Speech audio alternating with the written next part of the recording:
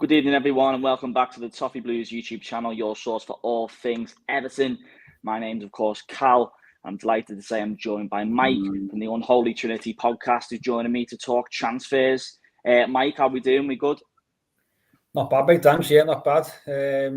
Pre-season or off-season is always quite good, especially after the end of last season, that's for sure. Yeah, definitely. It's obviously, just before we jump in, what have you made of the early pre-season things? Obviously, the big ones with Richarlison going. Seems to be a lot of uncertainty. I don't want to start the stream off on a negative note, but you can't help but think that we are in quite a negative sort of place already without even kicking a ball yet with all the stories that are coming out. So what's your overall feeling towards Everton at this moment in time? There's a lot of negativity again, isn't there? You know, we ended the season as a united fan base because I suppose we had to because of the situation we found ourselves in. But that positivity is waned quite quickly. Obviously, the sale of Richarlison, which was inevitable, but it doesn't make it any easier when you're having to move on your best players. And it's very much down to what's gone on over the last, say, 3, 4, 5 years why we're in this situation. So negativity's crept back in. Social media magnifies that further. I always say that it's necessary for what we do, but you see these negative comments and you think it represents a vast majority of the fan base, and that does creep into your thinking, unfortunately. But Richarlison, we knew he was going to go. We've made a positive step in getting James Tarkowski in, which is a good solid signing, sensible. Free transfer. I know he got a decent signing on fee, but it's a free transfer, and straight away he becomes a player probably worth 25 million pounds in the squad. So not a bad start in terms of players coming in.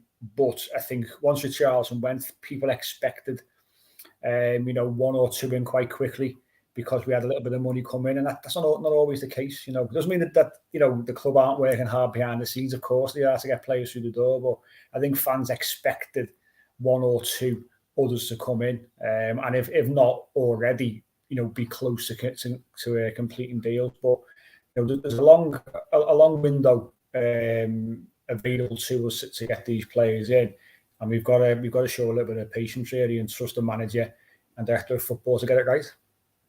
Yeah, absolutely, spot on. I just want to go back to a point you just made there at the start, was how the positivity that we ended last season on, it sort of waned a little bit. And I think a lot of that is because I think a lot of people, would you say it's fair to say, we're expecting some kind of change? Because between the period that was surviving relegation and all the euphoria that Crystal Palace game brought, there was almost like a feeling of, right, we can sort ourselves out now. Hopefully there'll be more protests with the board. Hopefully, people will finally, at the top, will open their eyes and move on. And if we're being totally honest with ourselves, between the moment the season finished and to now, the only thing that's really changed are the Richarlison and Big Dunk have left. So are you surprised that the board have been quite quiet and there's been not really much moving about? And it seems to be, I hate to say it, but I'm getting the feeling that we're very much starting another campaign exactly how we were. Obviously, there's all the talk of the consortium takeover, but at this moment in time, it's as it was. Does that concern you? That's the fear, really, isn't it? Going into a new season and nothing off the field. And when I say off the field, I don't mean what Kevin Thelwell's doing at Finch Farm. I mean in the boardroom, nothing changes. And this consortium who have come in, who have been very, very vocal, have almost deflected things in terms of any kind of boardroom changes. You don't see much of anything from either Farhad Moshiri or Bill Kenwright, and then Bill Kenwright comes out when Big Dunk leaves with a big emotional piece, and it's not what we want to see. We want open and honest communication as far as they can go to tell us what's going on, because the failures of, and I'm not a big, some people, in the 27 campaign and other people are a lot more vocal than I am about the board, to be honest with you. So I don't sit there, thinking about them day in, day out. But the serious questions to answer, the serious failures that have gone on over the last few years, especially, and someone's got to basically take the blame for that and make steps to try and amend things. And we're not seeing anything yet in terms of that. And Farhad Moshiri is, we came out and he apologised, and okay, that was good to see in a sense. But there's a bigger picture here. You've got to look at how did we get into that predicament we found ourselves in last season. And it goes along the lines of poor recruitment for many years. Some of the decisions being made in terms of managers coming in has been absolutely atrocious. And the majority shareholders got to hold his hands up and say, yeah, I've made mistakes. This is what I'm going to try and do. This is what we're looking to do in the future. All talks of this strategic review. Okay, there's been some changes, and I know Kevin Thelwell has done certain things as well, but there's not enough for a lot of people. It seems to be all this talk of a review. It's just maybe words and little action. And like I say, the fear is we go into a new season with that same kind of feeling there is what we found ourselves, say, halfway through last season when Benitez was still here, hadn't quite been sacked, and protests and things like that outside Goodison Park, inside the ground. And do you want to go to Goodison Park against Chelsea first game of the season doing the same kind of thing and having that same kind of ill feeling? Not really, but they've got to start taking some kind of action.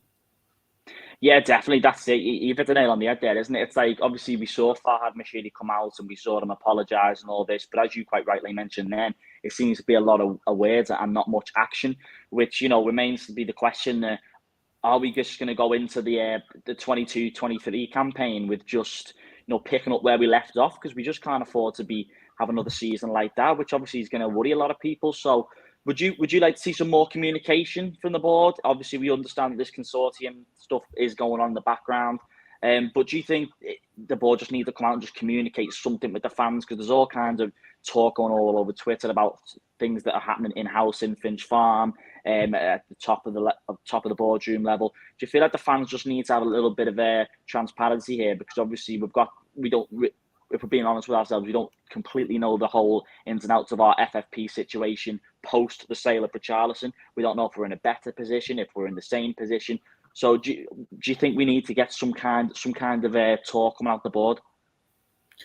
Yeah, of course. I mean, they've asked for that as a fan base, haven't we, for quite a while? And I'm one of those who, in the modern world, I think we expect to know everything as fans, and because of social media, because there's so much out there now that we've got access to, and the fact that you can actually communicate with people who are in the know, so to speak, a lot more readily than you've ever been able to do. I think we expect to know more than maybe we're entitled to, but that doesn't mean that they can't come out with some kind of vision. And I know Kevin Thelwell spoke a few weeks ago, which obviously it's always good to get insight from him. I know the manager spoke yesterday, an article came out, but I think you want to see those at the top of the club coming out and saying, okay, well, we promise you a strategic review, for example. This is what we found. This is what it's led to. This is what we're looking at in terms of sorting things out and what the resolutions are that we think. I think because this review has been done very much in-house, you think, well, why are you bringing in a third party, an intermediary almost? So, well, this is where you're going wrong as a football club, as a business, if you like. This is what you need to change. Operate and adopt this model to try and take yourself forward. The fact it's being done by people who effectively are the problem, that's never going to work. So, they need to be more transparent. They need to be telling us more than what they do. And don't just give us sound bites to try and pacify. Give us something with a little bit of meat on the bone so we can really start to understand what is going on behind the scenes, as much as we're allowed to. We're not asking for everything.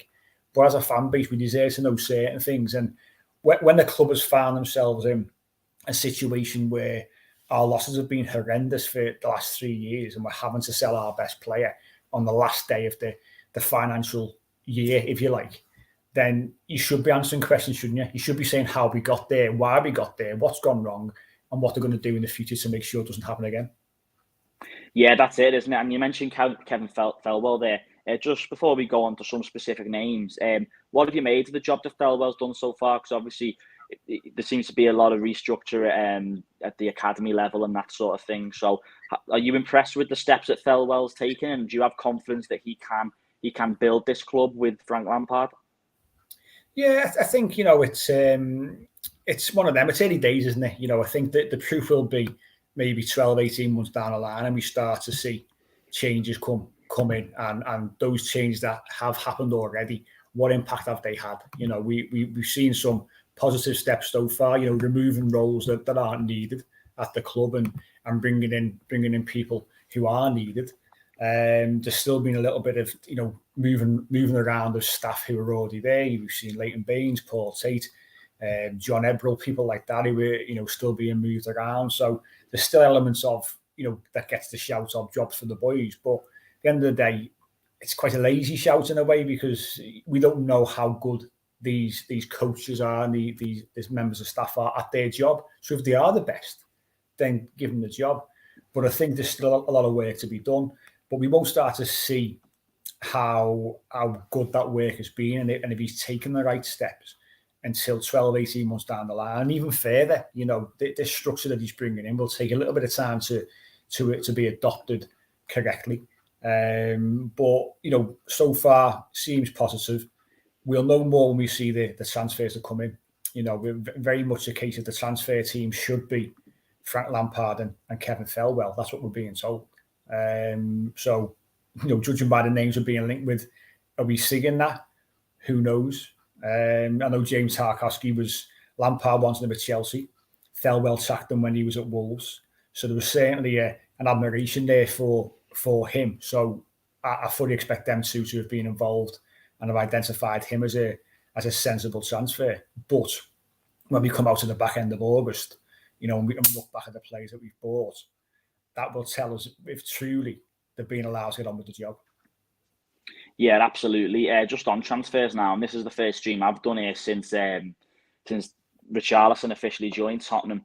Obviously, it's possibly going to be raised to a £60 million move. He's left the club, obviously a big blow to us. It's left an already weak side weaker.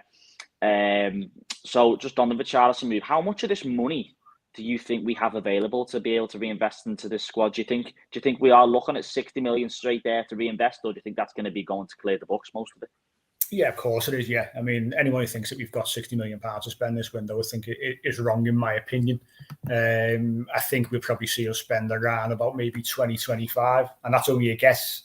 I think we've still got to be careful. All depends who else goes as well. Don't forget, we're into this new financial year now. As of the 1st of July, we've got quite a few players there who look like they're going to be moved on in Yerry Mina, Alan, Andre Gomez, people like that. So if those three move for, say, a combined total of, say, £25 million as an example, it gives us a little bit more wiggle room yet again.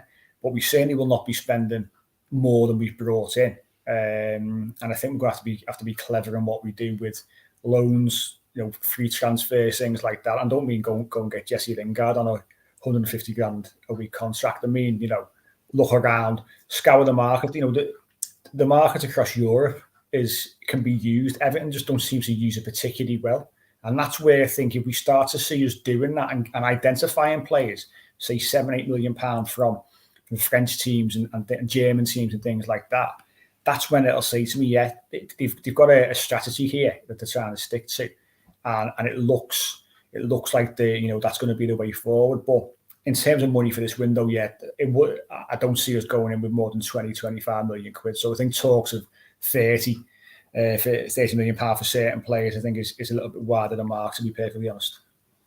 Yeah, definitely. I think you're totally right in what you say about it's probably a bit of a sell to buy market, isn't it? You know, you reeled off the names of some players there who you potentially like to see out the exit door. I think it's quite easy to forget as well that we're expecting a fee upwards of 26-27 million for Moise Kean, I think, as well, from Juventus. So that looks like a deal that I think quite a lot of people would expect to go through. So obviously if that goes through, and obviously it looks like Juventus won't be taking him, but they have to pay the obligation and whatever else. So that's some more money coming in. But obviously we have a limit. I think it's fair to say what we can all agree on is that we are working on a very limited budget yet again. Is it a little bit more than last year? Maybe so. But, you know, there's talk of some names now. We're going to jump into some names. And the player that this last week has been strongly linked is about Armando Broja. Obviously, the 20-year-old striker spent last season on loan from Chelsea at Southampton. And I think Southampton were sorry to see the back of him, actually, because he put in a good shift there. It sounds like Thomas Tuchel wants to maybe have a look at him at least. before Everton make any kind of move for him. There's been different fees branded about, for anything from 20 to 30 million. What are your thoughts on Broja? Is he a player that you'd like to come in as that potential replacement for Richarlison? He's not really the same kind of player as Richarlison, is he? He doesn't not going to play wide for you. He's much more in the mould of Dominic Calvert-Lewin, I'd say. So if he came in, I'd probably be a little bit more concerned that Calvert-Lewin could be on his way, to be honest, because he's not going to come and play back up to anyone. He wants to be playing regular football, otherwise he'd stay at Chelsea. So, yeah, interesting one. He started off, I think, pretty well at Southampton, and I know the lads on the podcast, the fans of his, and from what they've seen, I think he tailed off as the season went on. Young kid, was he 20 years of age? He was signed to a long-term deal at Chelsea last summer. So they're looking now to obviously recoup some big money for him. So whether we can go and buy him, I don't know. He has been strongly linked, and interesting link for me. Whether it's just an easy link because of Frank Lampard's relationship with Chelsea, we seem to have been linked with everybody from him to Conor Gallagher, Gilmour, Ross Barkley again today has appeared again in the rumours. So I don't know if it's just an easy link. I know other clubs are sniffing around him as well. I think his price is quite hefty for someone who's unproven, really. He's scored 6 goals for Southampton, all right in not a great side. But I don't think he's going to be a replacement for Richarlison, certainly not. I think we need to go out there and go and get a wide player, someone who's comfortable running with the ball, got a little bit of pace. But as I say, if he comes, it either means that Dom's going to be on his way, or we're going to see us play 4-4-2, which I just can't see, to be honest. But interesting, and who knows? There's going to be plenty of twists and turns over the next couple of weeks, that's for sure. Yeah, Broja, it's certainly not a name that's going away, is it? I mean, it's one of them where Everton aren't really in a position to be able to just splash £30 million on a player with a bit of a risk attached to it. We're just not in a position to do that. We can't afford to make another signing like that. We just simply can't. Obviously, we mentioned Richarlison then, not necessarily like for like with Richarlison, but a player who is possibly more like Richarlison is Emmanuel Dennis. What are your thoughts on him potentially coming in? Another player who apparently, if rumours are to be believed, is Everton are trying to have a bit of a wiggle the price down with Watford. Obviously, it's a sorry state of affairs, if we're being honest, but what are your thoughts on Dennis? He's more in the profile of Richarlison, really, isn't he?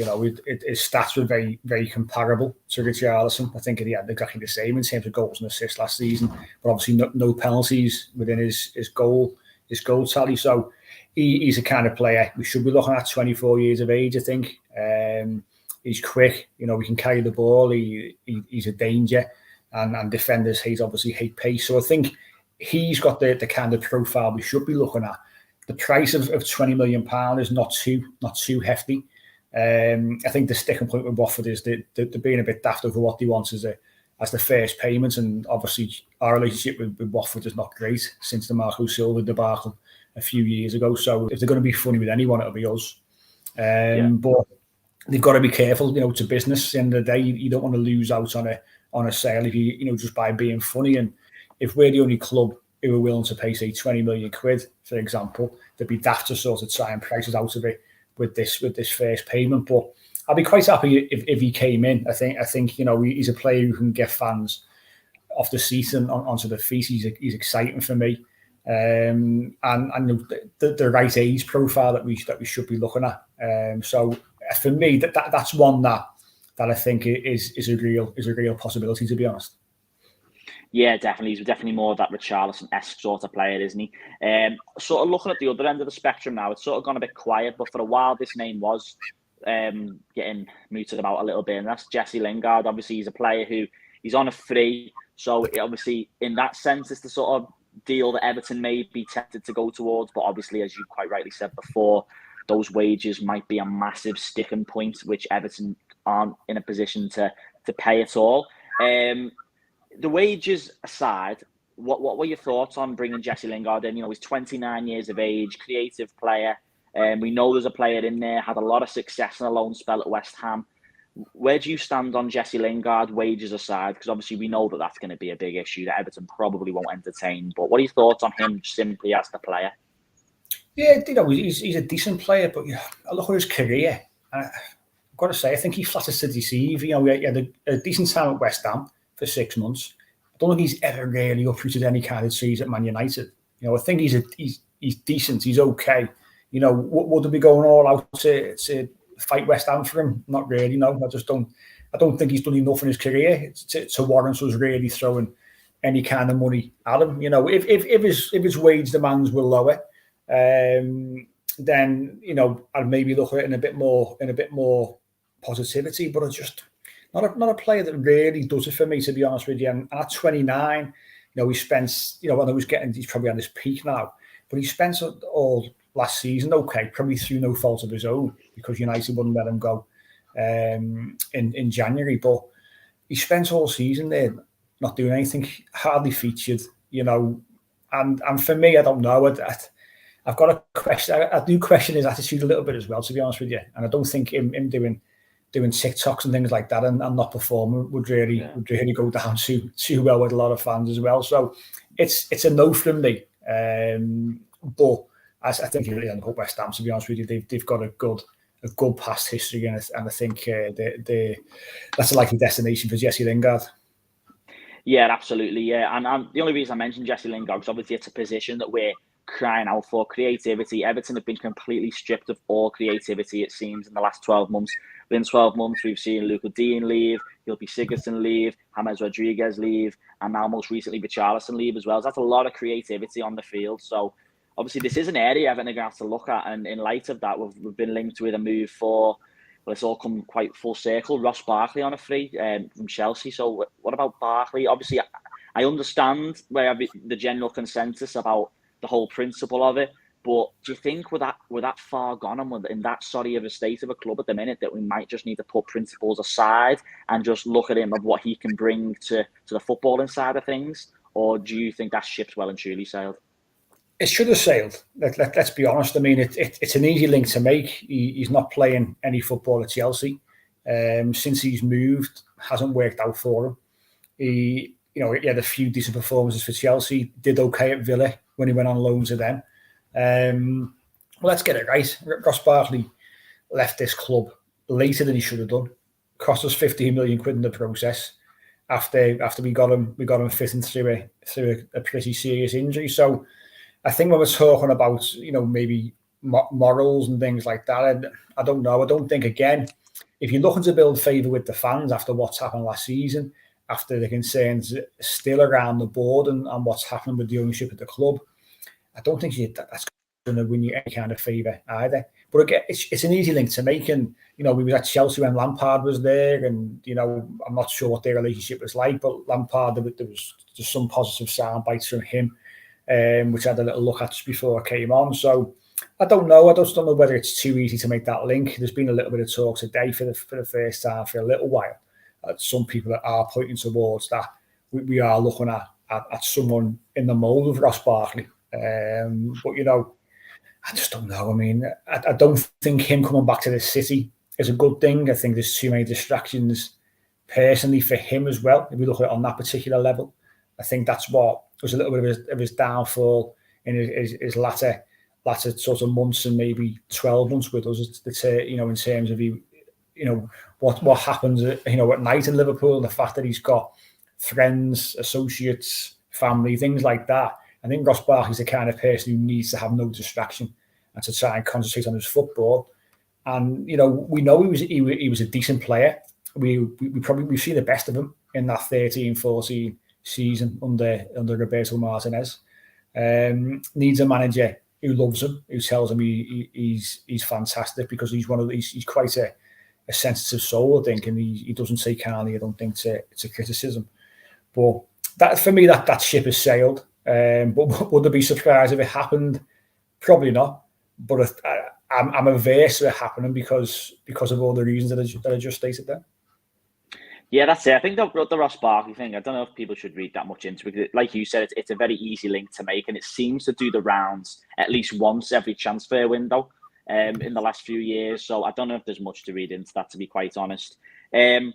Obviously, we've already made one signing, James Tarkowski. That's a defensive signing. Would you like to see some more incomings at the defensive side of things? Obviously, if we're being honest, like Tarkowski ticks a lot of boxes. He has that consistency, which we need. You know, he's got a bit of leadership, and he's a good, solid defender. And we can hope, can just that one signing maybe get the better out of players like Godfrey, Holgate, maybe even Keane? Or would you like to see another reinforcement at the back? And the reason I say that is because obviously there was a lot of talk here in the week of the Udinese centre-half, Rodrigo Becao. I don't know if I'm pronouncing that right, but there's talk of him potentially the club are in talks with. Another centre-back on top of Tarkowski. We know we were very poor at the back last season, most errors leading to goals, so it's obviously an area we need to improve. But do we need another centre-half? Do you welcome another centre-half coming in? What do you think of Becao? And yeah, what are your thoughts on that, Link? It all depends really if the manager wants to play with three centre-halves. You know, if he's going to do that, then he'll have to bring another one in, because Mina's going to go, by all accounts. I think Keane will stay now. The links to West Ham have gone quiet, and David Moyes has already brought in reinforcements as well in that particular area. So I think, you know, Michael Keane will stay. Obviously, it'll be Tarkowski, Ben Godfrey, Keane, and potentially Holgate. Who knows whether Holgate will stay? But if he's going to play three at the back, then another centre-half would have to come in, because I think Branthwaite's going to be loaned out anyway. So I'm not averse to it. You know, if you're going to bring someone in who's in the mould of a Yerry Mina type of centre-half, then I'm all for it. You know, I think the likes of Godfrey needs to learn his role as a centre-half. He's played his best football probably at left-back for the club, but he's got all the attributes to be a good centre-half. And I think putting him next to James Tarkowski is going to be really positive. He's a real leader. He can talk him through games. And I think he'll also help Michael Keane as well. You know, Keane needs a leader alongside him. He always plays better with Yerry Mina. He has to be talked through games as well, I find. So I think that particular deal was a real positive one for us. Another centre-half, you know, as I say, if we're going to go three at the back, then it's a real possibility. But I think sort of in the shorter term, I think, you know, we're looking more at that attacking winger position, and centre midfield has got to be the priority going forward, to be honest. Yeah, so obviously a moment ago, I obviously reeled off some names which were big creative outlets for Everton that have left the club recently. How much does it concern you that obviously, how long away are we from the season? About 4 weeks away from the season starting. And, you know, I don't want to sound too negative and I don't want to go on and on, but you can't help but realise the elephant in the room that Everton are significantly weaker without Richarlison on that side. Do you have confidence that the club are going to start making some moves soon in those more forward positions? Because we are really depleted in that area now. What I think Solomon Rondon, Calvert-Lewin, Damari Gray and Alex Iwobi are the only really, and obviously Anthony Gordon as well, who we'll come on to in a moment. These are players who are only sort of options really. So how imperative is it that the club do start picking up the pace a little bit in this area of the pitch? Because remember as well how important it is for players to have a good chunk of pre-season with the teammates as well. Yeah, I mean, we always say it, don't we? It's a lot better to get players in to the club as early as we can in pre-season, so we can try and bed in and spend some time with the teammates, get used to the manager's style of play, and settle into a new club. And you know, it's a shorter pre-season because of the World Cup, so you'd expect us to be making moves in the next week or so. You know, I'd be very surprised if we went to America and we hadn't signed at least one more player, if not two. I'd be very, very surprised at that. Because, you know, going over there, and, you know, by the time we get back, you got a couple of weeks till the season starts. You're missing out on valuable time for new signings to spend with the team, with the manager. So I'm not concerned. You know, there's other clubs who haven't done anything much in the transfer window. I think the frustrating thing for a lot of fans is they see certain clubs like Leeds, for example, who have made signings, Newcastle who've made signings, and there's a lot of talk around these clubs in for other players as well. And then you think about Everton, and there's no real concrete links, if you like, to players, bar the one player we've brought in. You're not sitting there thinking, well, we're going to move on to this player now or this player, and we're heavily linked with him, and all the people who you trust who are in the know, so to speak, aren't really being particularly vocal. Maybe just a closed shop. And I wonder Marcel Brands, he kept things very, very quiet and close to his chest Whether that's continued and things aren't getting out, possibly. But I would be surprised if we don't see one or two in before we go to America. But I understand why fans panic, because you want, like you just said, you want these players in as quickly as you possibly can and start to allow them to settle. And you want to see them in pre-season as well. See what they're all about and how they are going to fit into Frank Lampard's system. Yeah, that's it, isn't it? I think obviously the whole financial position we're in at the minute, I'm guessing, doesn't help either. That's not going to exactly speed things up. The club have got to be very careful and cautious about how we operate our business. So, it's unfortunate, but it's just the position that we're in, unfortunately. Anthony Gordon, and that's a name I want to come on to now. There was talk, coinciding with the Richarlison move that Spurs were in for him. That seems to have gone very quiet, and we seem that possibly that wouldn't be going anywhere. But the story broke today. They're potentially linking Anthony with a £35 million move to Newcastle. It's a decent chunk of money, I suppose. But if the club were to sell Anthony Gordon, then, in my opinion, I think we're finished. I just think we've got nothing going for us at all. To lose with Anthony Gordon on top of our other creative outlets, it just worries the life out of me. So what's your thoughts on the... Not that I think it'll happen, by the way. I don't think Anthony Gordon will leave the club. I don't think the club will let him go. But what are your thoughts on these Anthony Gordon links that don't seem to be going away either? I mean, teams are just chancing their arm, aren't they? Because they know our situation. And we think that we might fold at the right price. And every player's got a price. I said it before on Twitter. But if we sell Anthony Gordon, then what does it say about our direction as a club? As much as people go, £35 million, a great price. Well, okay, it's not a bad price. It's decent, but you're selling one of the few bright lights from last season. You sold one of the other ones already for £60 million. So my concern is, if you got £35 million for Anthony Gordon, do you trust the club under the current guys to go out and buy a suitable replacement for the right price, not be ripped off, not by someone who's not wanted by another Premier League club, who's on the periphery of that particular squad? Because as much as I want to trust Kevin Thelwell, Frank Lampard, whilst we know that Moshiri does stick his oar in when it comes to transfers, and we've read numerous things over the last week or so from Marcel Brands and things that I've heard as well. He does stick his oar in all the time, and is quite happy to go over the manager's head to get certain players in. And that's the concern, is I just don't trust the club to go out and get a suitable replacement for these players. And we get 35 in for Anthony Gordon, we go and spend 40 on someone else who's, not worth 40 million quid. That's the concern. If we ran a good, and we had, a good history of buying the right players for the club, then you wouldn't be as concerned. But I am, because of who may come in and what kind of money we could spend on a replacement. So for me, he won't go. I think that, the club have been quite vocal from what we've heard and saying we want to stay. Whether it's agents trying to push for a new contract, because there was talk of a new contract today as well, I don't know. But people have got to realise that Anthony Gordon, at his age, and I know people say about his final ball and, distribution, things like that, he's a young lad. It was his breakthrough season last season after a really difficult time. He went on loan at Preston. He was nearly out of the door last summer because we were on the brink of getting Luis Diaz. So he was nearly out of the door again. And instead, he took his chance, and he's one of the players that pulled us through. So, let's let him develop. I think when he calms down, and obviously he was very frantic at the back end of last season, which probably didn't help him in terms of his distribution. He was just so eager to try and get us over the line. When he settles into the season again from August onwards, I think we'll start to see the best of Anthony Gordon. He will improve, he will get better. And we don't want to be selling players like him at his age, because for me, it says the direction of the club is going even further down than it already is. Yeah, if Gordon goes, it's just another one to add to the list, isn't it, of players who we just haven't been able to keep hold of, and that it's just not a pretty sight at all.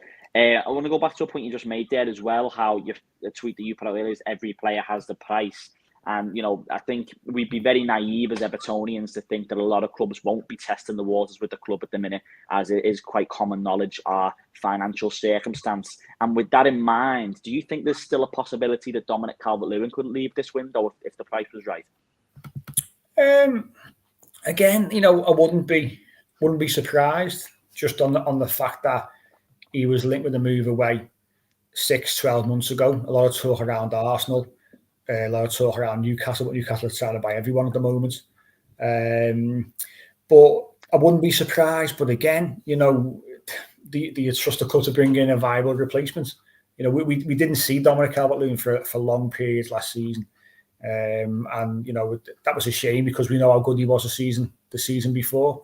So I think we need Dominic Calvert-Lewin. You don't want to be losing two of your main assets in the one window. Again, it tells everyone else what the club is all about. And I think Dom came out sort of, and I think he said he was going to be staying. Whether that's because interest dropped off because he did suffer the injuries. So, did he score 5 goals in the end last season? So disappointing for him because he was certainly on the periphery of getting a big move, I would say. And if he would have stayed fit, then the talk this summer would have been probably more of him going than Richarlison, and he would have been the one to probably go. But I don't think he'll go. I think we'll still see him at Everton once the transfer window's closed. If someone came in with a daft bid, and when I say daft, I'm talking 60, 70 million quid, then of course the club would listen. But I don't see any side doing that. Even Newcastle with all the money that they've got, they won't be spending that kind of money on Dominic Calvert-Lewin. So I think he'll be here next season, to be honest with you. And he's the kind of player we should be building the side around and should be building our attacking tactics around as well. He should be building players to suit Dominic Calvert-Lewin's game, and that's get the ball in the box, tell him to operate around the 18 and the 6-yard box, like Carl Ancelotti told him to do. Dead simple. That's where you should be. Build your attacking system around him. Yeah, absolutely. That's completely right. If Calvert-Lewin is to stay, then we have to build the team around him because we've seen what he can do. And, we've seen that Rafa Benitez maybe attempted to do that when he brought in a player like Andros Townsend. But as you mentioned, that Calvert-Lewin was unlucky with injuries and fitness last season. So we've got to play to our strengths or whatever strengths we have left. And Calvert-Lewin, on his day, without doubt, is one of them. So, we'll start thinking about wrapping things up now, Mike. And big thanks for coming on the stream with us anyway. And obviously, if you are watching, please be sure to drop a like and subscribe if you haven't done already. Just before we leave, Mike, I know it's like the impossible question, and I'm sorry for this, but and it's very early days, but are you confident that Everton can avoid a season like last season? Obviously, we've had a big player leaving, Richarlison, a very big player in terms of this club. We still don't know who's going to be leaving. We still don't know who's going to be coming in, and it's very difficult to say, but are you confident that the club can avoid at least maybe being down there this season?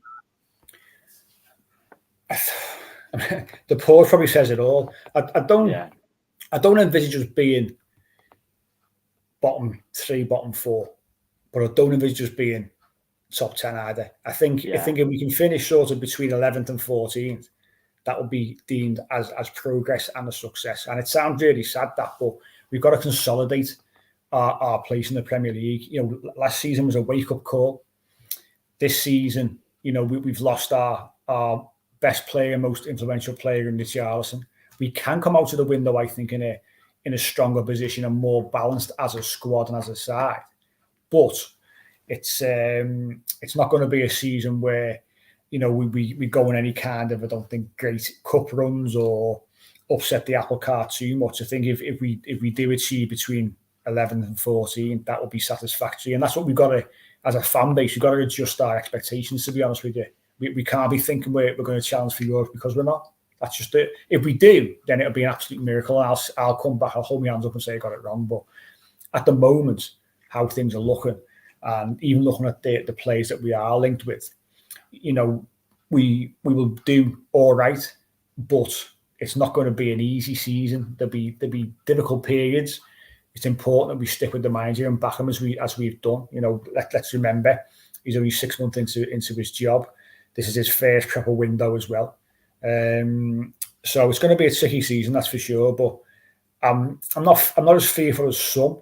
Looking at the whether we're going to go down and be in that relegation dogfight. Never say never. I didn't think we were going to be in it last season. I thought we'd be quite comfortably a mid-table side. But no, I think 11 to 14 to be about right for next season, to be honest. Yeah, I completely agree, especially there when you said, Evertonians, as sad as it is and as horrible as it is, because, we want to be competing for Europe, competing for honours, of course we do, but we do have to adjust our expectations, don't we? And I think, like you said, last season was a big wake-up call, and a lot of this season will be learning the lessons of last season. And I don't want to be constantly going through this season, holding up last season and this season and comparing the two. But I think to an extent we might have to do that, and to ensure that this club does progress and we get back to where we want to be eventually, whether that's 2 years, 3 years, maybe even 5 or 10 years, who knows? But it's important that we just do try and progress, and if we can, and make the most of this transfer window and ensure that last season doesn't happen again. But time will tell, won't it? Because we've got another big season ahead, and what will be will be. So yeah, big thanks to Mike from the Unholy Trinity Podcast for jumping on with us. If you haven't already, go and check them out. So yeah, thanks everyone for tuning in. Thanks for all your comments. Like and subscribe if you haven't done so already. Again, big thanks to Mike for coming on, and we'll see you next time on the Toffee Blues. All the best.